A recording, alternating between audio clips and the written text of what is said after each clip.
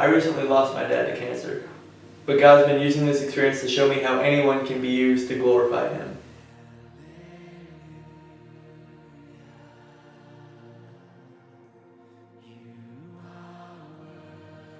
He's still in control of everything.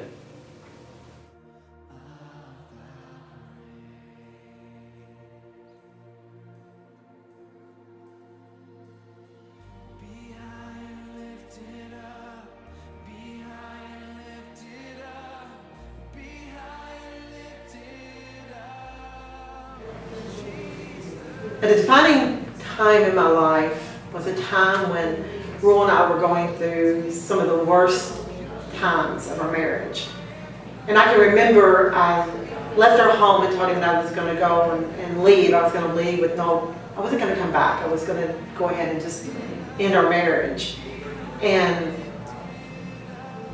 I went to my sister's down in Russellville, Kentucky, and I was so distraught with my life, with how things was going, marriage falling apart, and I decided to go to God. And I went to a church in Russellville, Kentucky, and I went to an altar, and when I went to that altar, the defining point in my life that would be, but God, I said, Lord, I need you to change.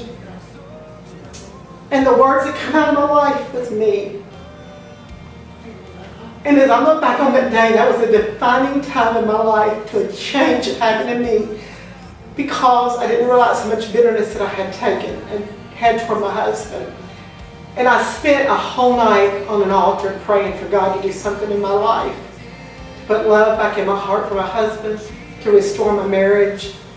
A lot of the damage that was done coming from him being alcoholic and drugs. That was a defining time in my life when literally I let God change me. And I look back now at that time in my life and I realized that God had a plan that I did not see. And it's only history, as you see today, that my husband is serving God.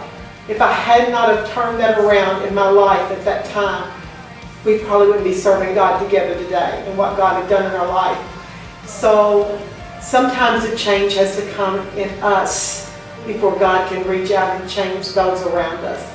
So I have to say, at a time when I wanted God to change my husband the most, the but God moment in my life was when God changed me.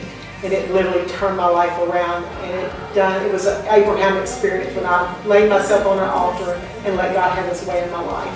And I thank God today that I did.